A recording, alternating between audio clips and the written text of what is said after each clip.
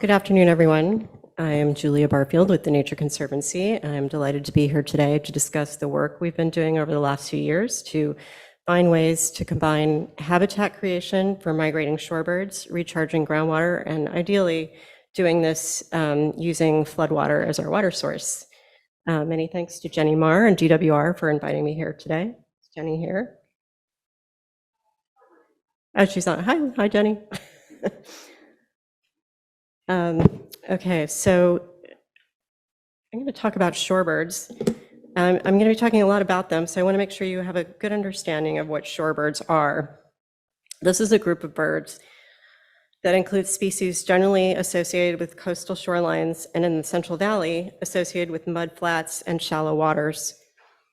These birds generally feed on invertebrates found in the mud, and they find these by walking on the surface. As you'll see, they're characterized by long bills and often long legs. They wade through shallow water and probe with their bills into soft mud to forage for food. Unlike waterfowl, they generally do not swim, and they'll avoid water that's so deep that they can't stand up in it. And this, as a result, they have very specific habitat needs. They need shallow water, which is quite different from waterfowl.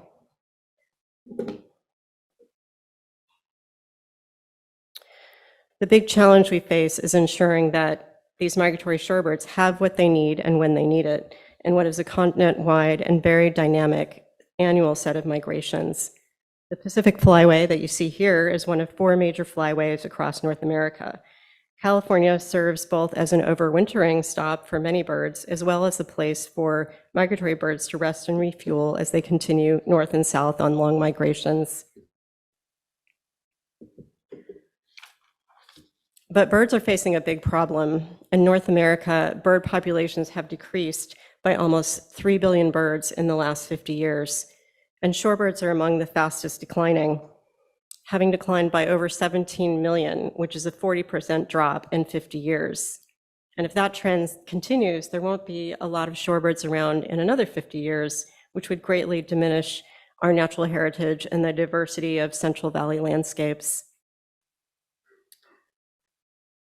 Driving these bird declines is habitat loss.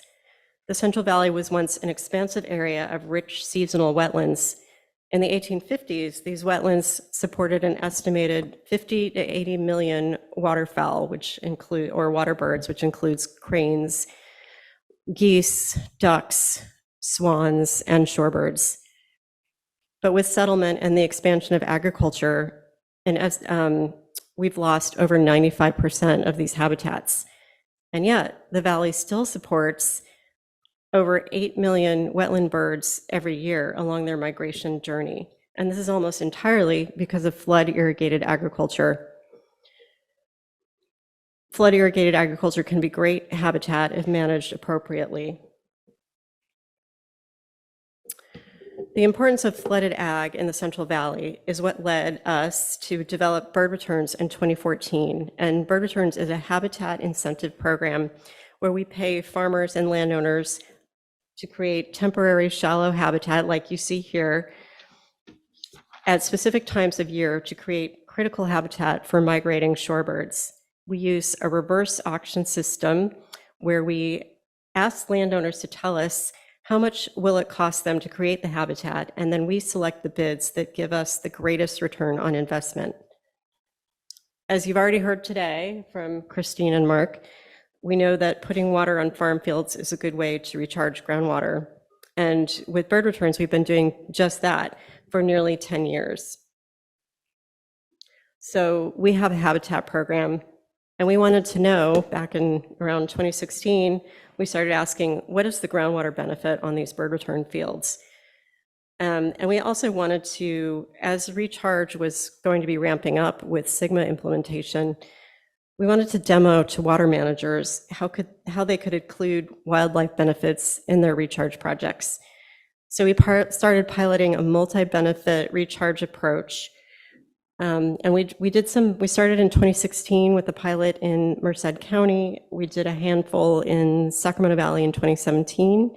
And then by 2018, we began focusing on working in Colusa County. And our objectives were to demonstrate a multi-benefit approach to doing recharge in a cost-effective way that delivers additional ecological benefits that can be adopted by GSAs, and that also provides a new sustainable planning tool for the GSA's toolbox. We wanted to work with Davis Engineering to quantify the benefits of this approach with robust monitoring so we could show its effectiveness. We also wanted to develop design specs and create a guidance document to share our multi-benefit recharge project methodology and lessons learned with GSAs, and to help them add co-benefits to their recharge projects. So we partnered on this project with the GSA in Colusa County, Colusa Groundwater Authority, and we got funding from a DWR Sustainable Groundwater Program grant for work in disadvantaged communities.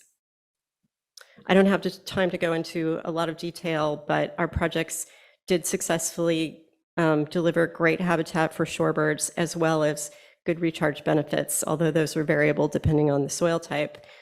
And I'll talk in a couple of minutes about how it was hard to find sites because it's the middle of the drought. So I'll briefly describe a few important requirements for this approach. So first of all, soil type. Unlike bird returns, where we do have a lot of rice fields and clay soils, we were looking for soil type that was conducive to recharge. And this works as long as you have enough water that you can keep adding it, you keep the soil moist, and you keep the water shallow for shorebirds. These projects can be done on a variety of row crops, as long as there are no trees or vines or tall weeds or a lot of matted straw. As you saw earlier, the birds need to be able to, they need to be able to walk on the surface and forage in the mud. So it needs to be shallow, no higher than 4 inches. And the reason it needs to be open is that they need to see predators. And if they cannot, they will not use that habitat. Like, we've even had fields where there's just a row of trees on the side, and they don't seem to like that too much either because there might be predators hanging out there.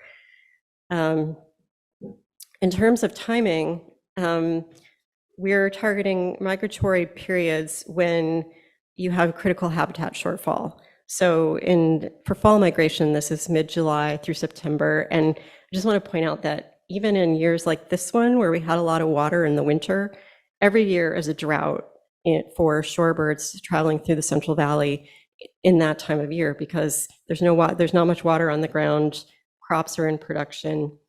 And in the spring, we're targeting mid-March through April. So building on lessons learned from our Colusa demonstration project, beginning in 2020, we connected with Jenny Marr and the DWR Floodmar Group, who were enthusiastic about our multi-benefit recharge approach. We were looking for a way to add a menu of options to water managers to add co-benefits. So we began collaborating to bring our respective organizations' expertise to creating a scalable, adoptable, multi-benefit approach to groundwater recharge. TNC worked with DWR, beginning a planning process to identify locations in Sacramento Valley where we could use this approach. And our goal with this pilot was to implement multi-benefit recharge projects, as we did with the Colusa project, while also attempting to include flood risk reduction where feasible. And I have to tell you, when we were talking about this in 2020 and 2021, it seemed really surreal to be talking about flood risk in the middle of the drought.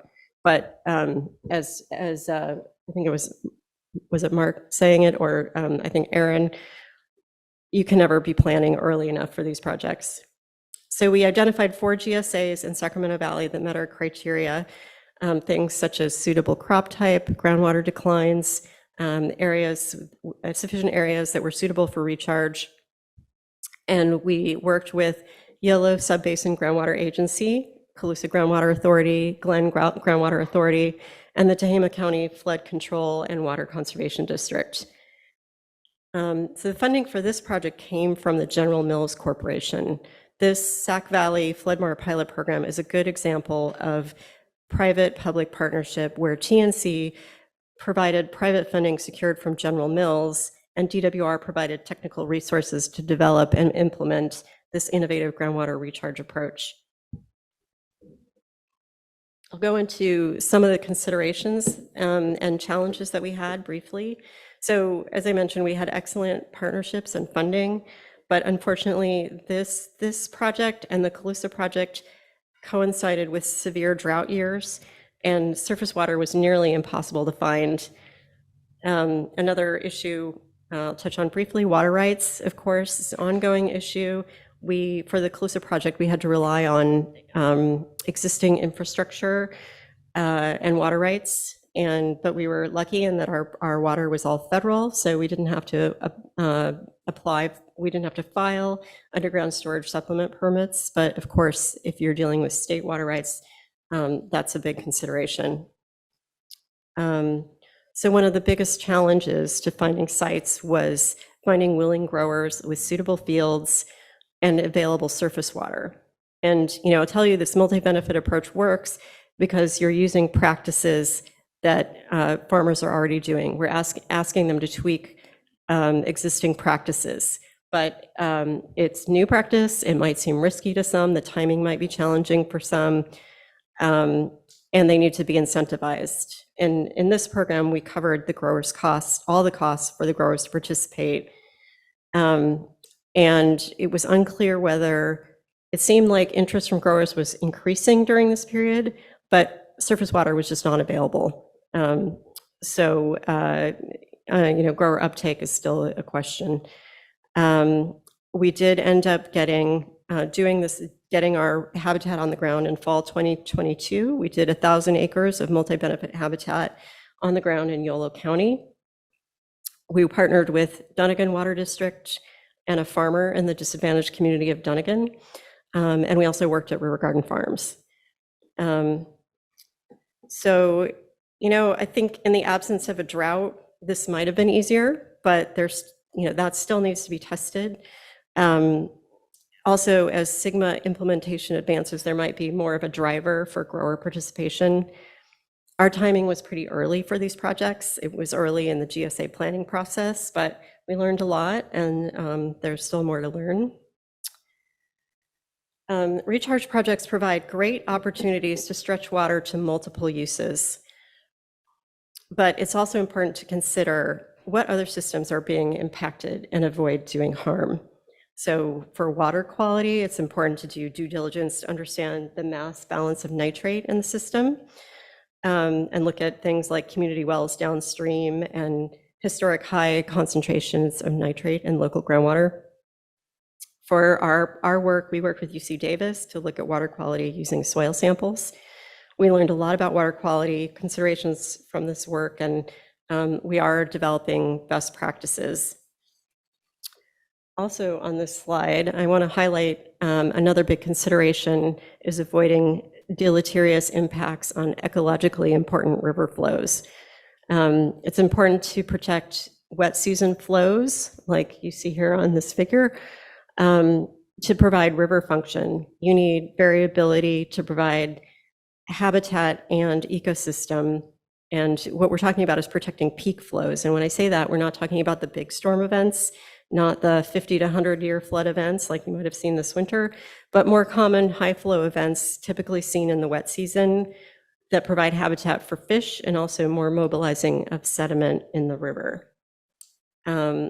So I will just give a big thank you to our partners, including DWR, and leave you with some resources. You have my email there. Also, the TNC Groundwater Resource Hub has a lot of resources. Please feel free to reach out to me with any questions. And thank you so much for your time today.